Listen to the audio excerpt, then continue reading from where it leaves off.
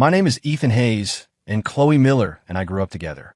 We were childhood sweethearts, the kind you only find in a small town where everyone knows your business.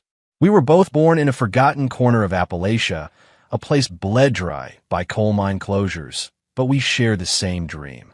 A burning desire for a future that was bigger and brighter than the one laid out for us. We believed that education was our only ticket out, that if we studied hard enough, we could escape the mountains and change our lives. But the road to your dreams is never a straight line. I worked for 7 years to put Chloe through her bachelor's and then her master's degree. All I got in return was a breakup text. So this is what they mean by trading up the second you get a leg up. Good thing I kept every single Venmo transfer and receipt.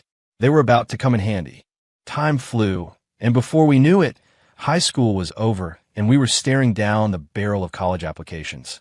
Chloe, always the brilliant one, got a full ride to a prestigious university in Philadelphia. I did well, too. My scores weren't quite on her level, but I got into a good state school in the same city. We could have gone together. The day her acceptance letter came, Chloe was ecstatic and miserable all at once.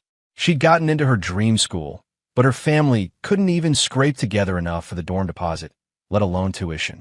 Her parents were the kind of people who saw a daughter's education as a waste of good money. If Chloe hadn't fought them tooth and nail, they would have pulled her out of school after middle school to work at the local diner. Then they'd have married her off to the first guy with a steady job who'd be willing to keep sending money back to them. That evening, Chloe found me down by the creek, her eyes red from crying. She grabbed my hand, her voice pleading. "Ethan, please, you have to help me.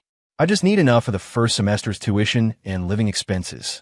I swear, after that, I'll get a job. I'll figure it out. I'll pay you back," she whispered, her voice cracking. "As soon as I can, I'll pay back every penny." Watching her, so broken and desperate, twisted my gut into a knot. But my family was just as broke as hers. My parents were willing to mortgage the house to the hilt to send me to college, but they didn't have a dime to spare for anyone else. And as much as I cared about Chloe, we weren't at a place where I could sacrifice everything for her. But seeing the tears stream down her beautiful face, I didn't know how to say no. As I hesitated, Chloe suddenly leaned in and kissed me. It was soft and desperate. Her cheeks were flushed, but her eyes were firm. Her voice trembled, but the words were clear. "Ethan, if you help me get through college, I'll marry you the day I graduate." There was no denying Chloe was beautiful. I hadn't seen many big city girls to compare her to, but back home, she was in a league of her own. She had bright, clear eyes and a dimple that appeared in her left cheek when she smiled. Walking along the dusty shoulder of the highway, she could make the whole landscape seem more alive. We'd always been close, studying together, fishing in the creek. There was an unspoken current between us, an ambiguity that hung in the air. I'd secretly fantasized about what it would be like to marry her one day, how much that would give me to look forward to. But then reality would hit me like a slap in the face. Her parents were greedy and short-sighted. They would never let her marry a guy like me, from a family with nothing to its name. The thought of Chloe being my wife was the stuff of my sweetest dreams. Thankfully, that surge of desire didn't completely cloud my judgment.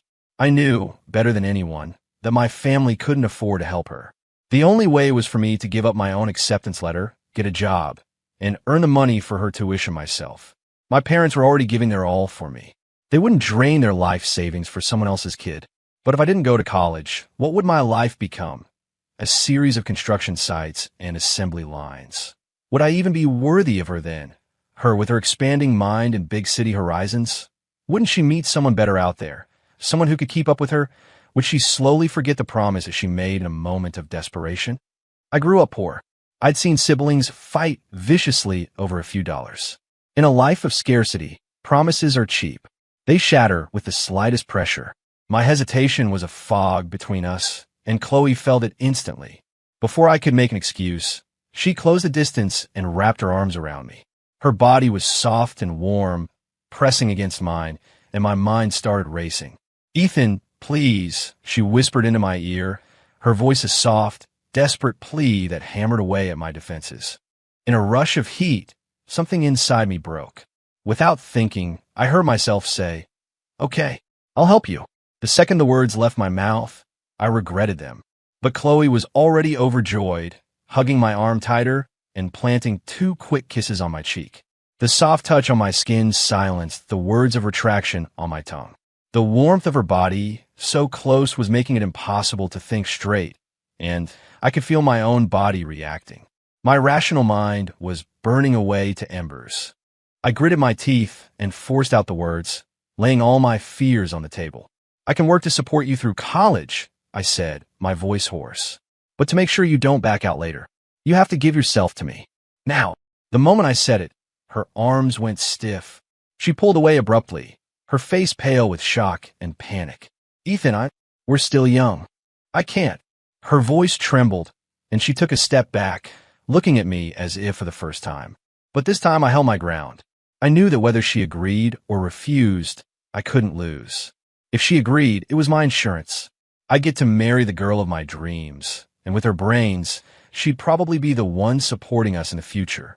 If she refused, it would be my easy out. I wouldn't have to agonize over giving up my own future anymore. Chloe stared at the ground, twisting the hem of her shirt in her hands. She was silent for a long time.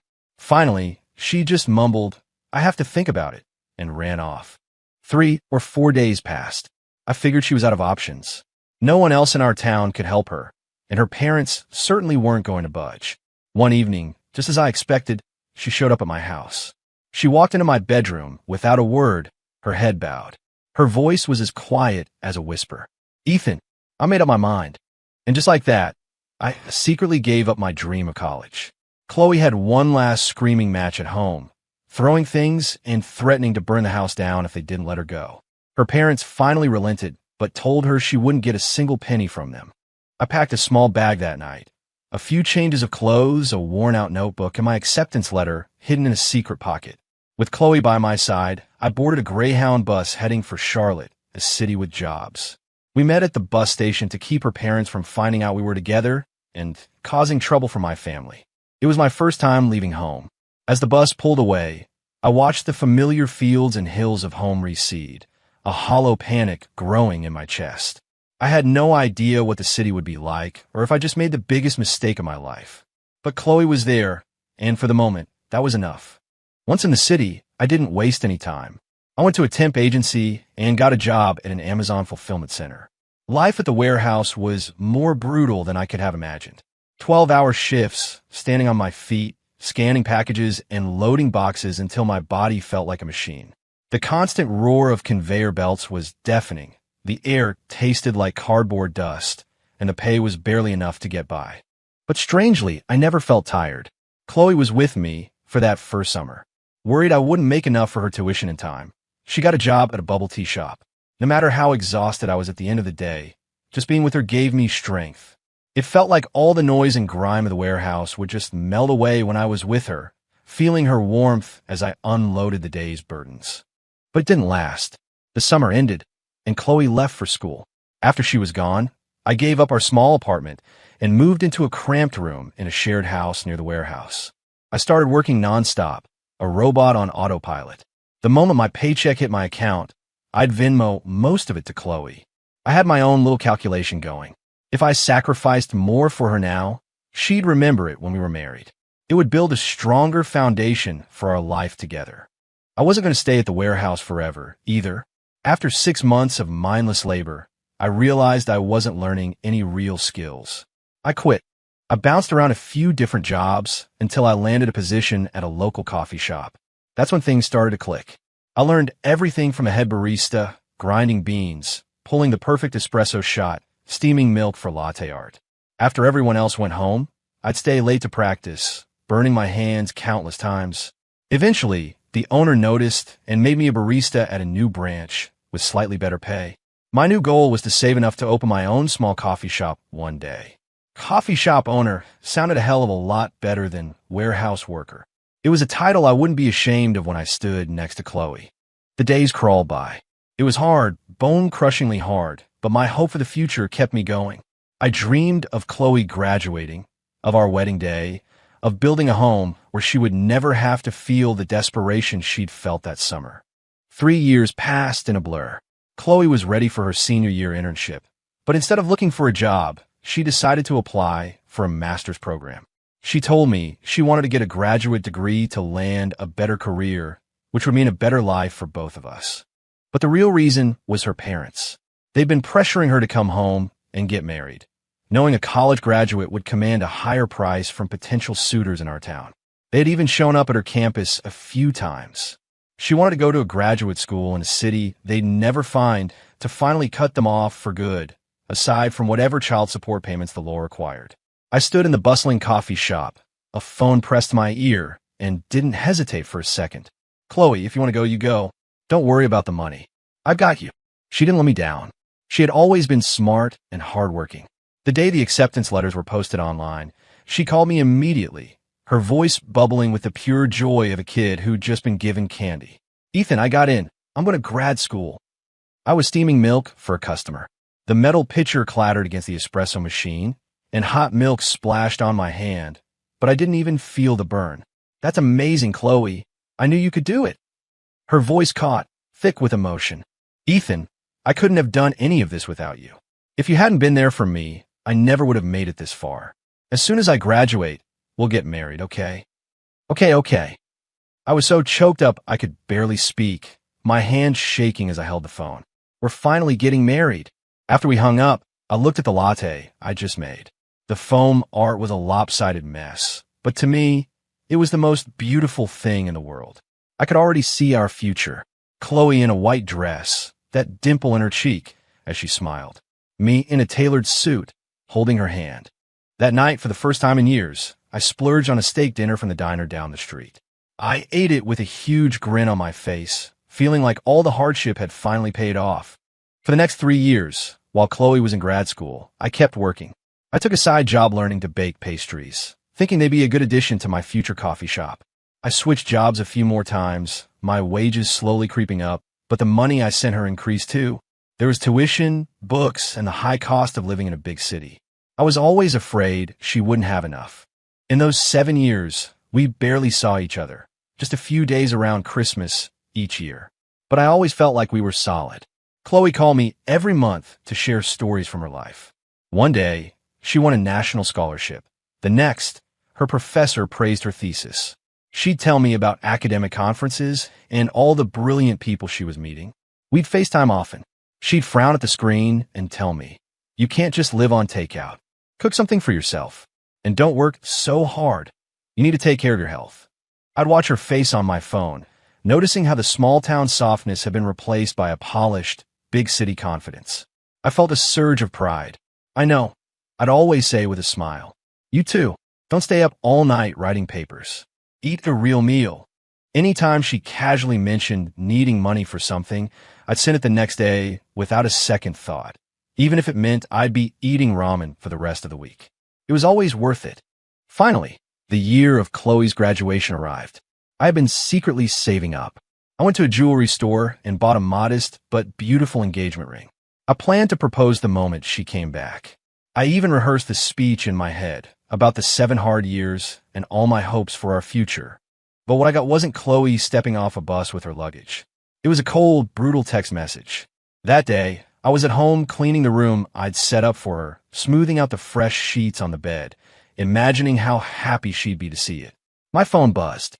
Thinking it was her saying she was almost here, I rushed over to grab it, my heart leaping with excitement.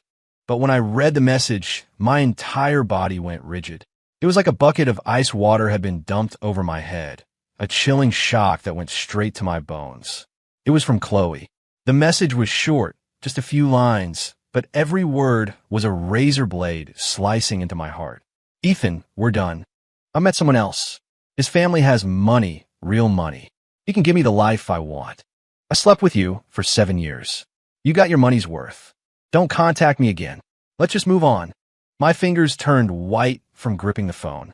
The words on the screen swam before my eyes. 7 years of sacrifice, countless sleepless nights, every dollar I'd saved, the future I'd built entirely around her. It all became a joke. Her promise, "As soon as I graduate, we'll get married," crumbled into dust. I stood in the empty room, the familiar sounds of my neighborhood filtering in from outside. But my world had gone completely silent, except for the frantic, painful thudding of my own heart. I remembered her 7 years ago, her eyes red as she pleaded for first semester's tuition. I remembered her choked-up voice on the phone after getting into grad school, telling me it was all thanks to me. I remembered her on my arm as we walked through the Christmas market. The memories were like 1,000 needles, stabbing me over and over until I could barely breathe. I read the text again and again, my hands shaking uncontrollably. My heart sank into a cold, dark pit, and all the strength drained out of my body. The past 7 years of toil and exhaustion flashed through my mind. Every hardship I endured was for her, so she could study without worry, so we could have a decent future. Now, with a few careless words, I've met someone else. She had erased it all. And then that final, gut-wrenching line. You got your money's worth. That sentence was a shard of ice driven straight through my chest. The pain was so intense, I could barely breathe, my body trembling with a rage I'd never felt before. 7 years of my youth, my sweat, my life, reduced to a transaction where I supposedly broke even. I felt like the world's biggest fool, played from the very beginning. All those stories about scholarships, all those FaceTime calls where she pretended to care, all the time she held my arm and acted like she loved me. It was all a lie, a performance to keep her safety net in place. I collapsed, my head in my hands, shoulders shaking with silent, heaving sobs. The injustice and anger washed over me in a tidal wave. But just as I was about to be consumed by it, a cold clarity cut through the chaos. The years I'd spent getting knocked around by the world had taught me a few things. I wasn't that naive kid from the mountains anymore. Deep down, a part of me had always feared this day would come. It's why every time I sent her money on Venmo, I was meticulous with a memo, tuition payment, textbook funds, fall semester living expenses. I saved every digital receipt, every bank statement. Those records were my only fallback. And now, they were my only weapon. I slowly pushed myself up from the floor, wiped the tears from my face, and felt my grief harden into resolve. I found a shoebox where I kept my bank receipts and organized them by date. Then, I drove to the bank and had them print out a complete transaction history of every wire transfer I'd ever sent to Chloe Miller. A friend recommended a decent lawyer in the next town over. I laid out my case, and the lawyer reviewed the evidence. His verdict was clear. My documentation was airtight. We had a very high chance of winning. We filed a lawsuit, demanding the return of all the money I had provided for her tuition, living expenses, and other costs over the past 7 years. The total came to just over $90,000. The court accepted the case and served her with a summons. When she got it, she was furious.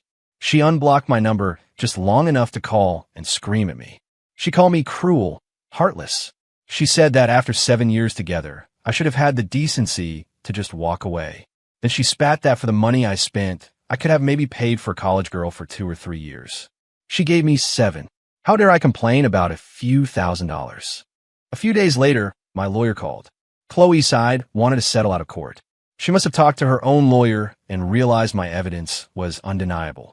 A public court case would not only force her to pay up, but would also destroy her reputation and ruin her chances of marrying her rich fiancé, Carter Vance. We agreed to meet at a quiet diner off the main highway. I got there early and took a booth by the window. Chloe walked in a few minutes later. She was wearing a designer dress and carrying an expensive handbag, her makeup flawless. She looked nothing like the girl I grew up with. She looked imperious. The moment she saw me, however, her entire demeanor changed. She rushed over, her face a mask of practiced concern. She grabbed my arm, her voice soft and pleading. Ethan, I know I was wrong. I don't have the money right now. Please don't do this to me. Her fingers were cold, but her grip was tight. You can ask your rich fiancé to help you pay it back, I said, pulling my arm away. She faltered, then leaned in close, her voice dropping to a conspiratorial whisper. Ethan, I can pay you back another way. Just drop the lawsuit, and I'll do anything you want. Her eyes were wide. All those things you used to ask about, the things I said no to, I'll do them now. My fiancé doesn't know about us. He can't know. Her words felt like a cold snake coiling in my stomach. A wave of nausea washed over me. I shoved her hand away and stood up, backing away from the table. My voice was laced with disgust. Don't touch me. Chloe, what kind of person do you think I am? I'm not interested in your sick offer. I stared her down. Besides, I wouldn't dare. What's to stop you from turning around and screaming that I assaulted you? I'd be ruined. My words hit their mark. The pleading look on Chloe's face vanished, replaced by a pale, drawn mask.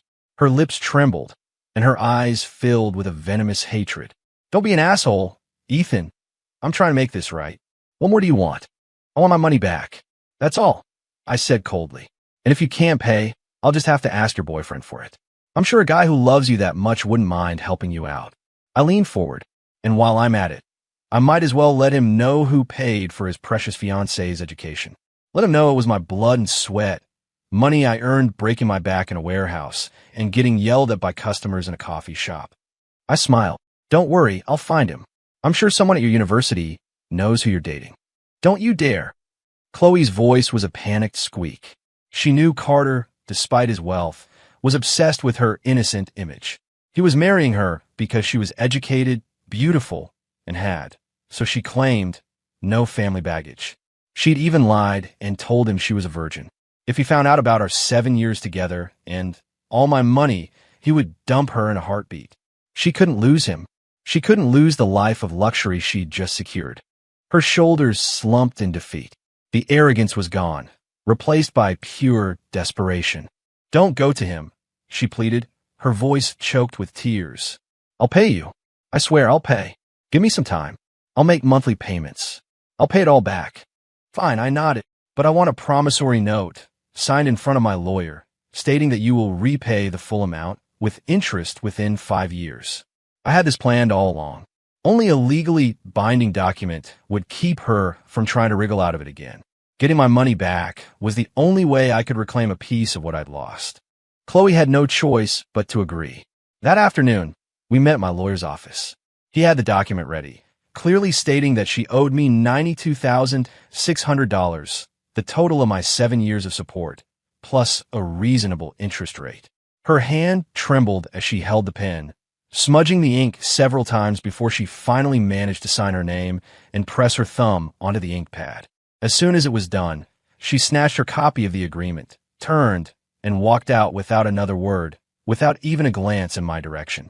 Her silhouette disappeared down the long hallway, and the girl I once thought I'd spend my life with was now nothing more than a stranger. A bad joke, but she couldn't possibly think I was just going to let her go that easily. Time passed. I kept tabs on Chloe from a distance. One day, I heard through the grapevine that she and the rich guy were getting married. 2 days before her wedding, I was sitting in my bare apartment. I typed out a text. You're getting married this weekend. I want to see you one last time, to say a proper goodbye to our past. I paused, then added, and bring your wedding dress. I never got to see you in one. I knew she would come. I knew her that well. After clawing her way out of poverty to land a guy like Carter Vance, she wouldn't risk any last-minute drama. I was the loose, and she had to tie up. A dark thought had taken root in my mind. I wanted to see her in that dress, the one meant for him. I wanted one last time with her, a final, twisted act of possession. Maybe even leave a part of myself with her, a child she could never explain. The thought was ugly, but when I remembered her betrayal, remembered all those years of lonely sacrifice, the desire for revenge was suffocating. She walked into the appointed coffee shop, carrying a large garment bag. The hem of her skirt brushed against the chairs as she walked. Her makeup was perfect, making her look like a painting. But all I saw was the ugliness underneath. Her eyes locked on me, and her face froze, a mixture of shock and pure disgust. Ethan, what do you want? She hissed. I'm paying you. We're done. I just wanted to see you one last time, I said, a cold smile playing on my lips, and to see the dress. You look beautiful in it, by the way. I wonder what Carter would think if he knew his bride-to-be wore her wedding dress to meet her ex-boyfriend just before the ceremony. Her face went pale. She had never told me his name, which meant she knew I'd been digging. Don't push me, Ethan, she whispered, her voice tight with fury. I signed the papers. I'm paying you. What more do you want? I don't want anything, I said, leaning closer, my voice attempting whisper. I just want you to be with me one last time. Let's give our story the perfect ending it deserves. She flinched. I could see the conflict in her eyes. She knew I wasn't bluffing. If I made a scene at her wedding, her carefully constructed world would shatter. After a long, tense silence, she finally gave a tiny, defeated nod. Fine, She bit out, her nails digging into her palms. But you have to promise. This is the last time. You will never contact me or Carter again. Of course, I smiled. It was a smile that felt like ice. That night, I took her to a cheap motel off the highway. Inside the room, she took off her coat and put on the white wedding dress. She stood there, stiff as a mannequin, drained of all life. Her expression was a mixture of humiliation and resentment, but she did everything I asked. I watched the silent tears she refused to let fall, and a sick sense of satisfaction washed over me. For all those years, I had been the one who had to be careful, the one who had to sacrifice. Now, finally, the roles were reversed.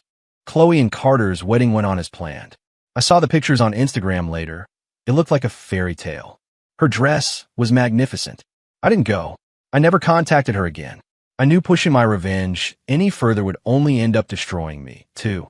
Soon after, I packed my bags, left the city and all its ghosts behind, and moved back home. In my small hometown, I got a normal job and worked steadily for 2 years. During that time, Chloe made her monthly payments without fail. Between that and my own savings, I finally had enough seed money to start something new. I remember my dream of a quiet life and decided to open a coffee shop in a new business park on the edge of town. I designed it myself, lightwood tables, warm lighting, and hand-drawn landscapes on walls. It was cozy and comfortable. I called it the Daily Grind, a place where people could take a break from theirs. The shop was more successful than I ever expected. There weren't many decent coffee places in town, and I was obsessive about quality, getting up before dawn to grind fresh beans and perfect my recipes. People noticed. I built a loyal base of regulars, mostly office workers from the business park who would stop by for their morning latte. In the first year, I cleared over $100,000 in profit, far more than I'd ever made working for other people. I sent a large chunk of it to my parents, told them to renovate the old house and buy themselves new furniture. It was time for them to relax. With the rest, I started planning a second location, this one near the community college. I would add simple lunch items and pastries to the menu, bringing the warmth of the Daily Grind to a new crowd. These days, my life is filled with the hustle of the shop, the sound of friendly chatter, and the rich aroma of coffee. It's a peaceful, solid life. When I occasionally think of Chloe, the anger is gone. She's just a footnote in a chapter of my life that's long since ended. As my business grew, I met Hannah Peterson. She was a student at the community college and saw the part-time help wanted sign I'd posted in the window. The first time I saw her, she was wearing a simple white t-shirt and jeans, her hair in a high ponytail. She was polite and had a sweet, genuine smile that lit up her whole face. I hired her on the spot. Hannah was a natural. She was hardworking and meticulous, taking notes in a little book as I taught her how to make the drinks, practicing her latte art over and over until it was perfect. The more time we spent together, the more I found myself drawn to her. She was cheerful and dependable, and being with her was easy and comfortable. My parents had been nagging me to settle down, and Hannah was a local girl, smart and kind. It all just felt right. One evening after we closed up, I asked her to stay for a minute. My heart was pounding, but I took a deep breath. "Hannah," I said, "I've really enjoyed getting to know you. I like you a lot. Would you want to be my girlfriend?" She stared at me for a second, a blush creeping up her cheeks. Then she nodded, her voice soft but clear. "I like that." A year later, I knew I wanted to spend the rest of my life with this wonderful, steady woman. There was no grand, elaborate proposal. One weekend night, I simply took out a ring I'd been hiding and asked her if she wanted to get married. She smiled and said yes. Our wedding was simple. We rented out a local restaurant and invited our family and friends. It wasn't a huge spectacle, but it was real and full of warmth. My parents bustled around greeting guests. Hannah's mom helped her with her dress, and as I held her hand, I felt a deep sense of peace. After the wedding, Hannah took over managing the main coffee shop while I focused on opening new branches. 2 years later, she came running into the shop, waving a pregnancy test in her hand. I was so overjoyed, I picked her up and spun her around before carefully setting her down again, terrified I might hurt her. In the months that followed, I made sure to leave work early to go on walks with her, and I'd read stories to her growing belly at night. 10 months later, Hannah gave birth to a beautiful baby girl. When a nurse placed that tiny, wrinkled bundle in my arms, my hands were shaking. I gently touched her cheek, my heart overflowing. We named her Grace. With our daughter, our house became a home. I'd come home from work to the sound of her babbling, and Hannah would meet me at the door, smiling, "Daddy's home." On weekends, we'd go to the park or take drives out to the country. Watching Grace chase butterflies on the grass while Hannah took pictures, I knew that all the struggles of my past had been worth it. Today, I own 3 coffee shops and business is booming. We bought a house with a small yard where Hannah plants roses, and our daughter's swing set hangs from an old oak tree. It was only after she was married that Chloe understood the truth. The main reason Carter Vance had been so eager to marry her was her lie, that she was an orphan. To him, she was the perfect accessory, young, beautiful, and educated enough to look good on his arm at fundraisers, but with no family to run to. He knew that even when he cheated on her, which he did openly and often, she would have no leverage, no one to back her up. She was trapped. His cruelty went deeper. In public, he was the model husband, attentive and charming. At home, he was a tyrant, treating Chloe like a servant, barking orders at her without a shred of respect. For a while, Chloe held onto the hope that having a son would change him, would make him feel some sense of family responsibility. But after their son was born, nothing changed. He remained as distant and contemptuous as ever. Desperate, Chloe considered divorce. She dreamed of taking a settlement and starting over. But that dream died when she discovered a devastating secret. Carter had no assets in his name. Everything, the house, the cars, the investments, was held in a trust controlled by his parents. A divorce would leave her with nothing. The endless disappointments and humiliations slowly curdled into a cold, hard knot of hatred in her heart. She decided to play the long game. She started being the perfect daughter-in-law, doting on Carter's parents. She ignored his affairs, presenting a front of serene acceptance.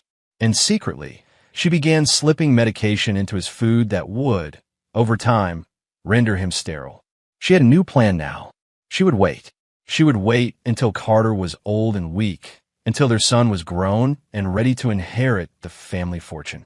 And on that day, she would reveal her final, most cruel secret, that the son he had pinned all his hopes on was not his biological child.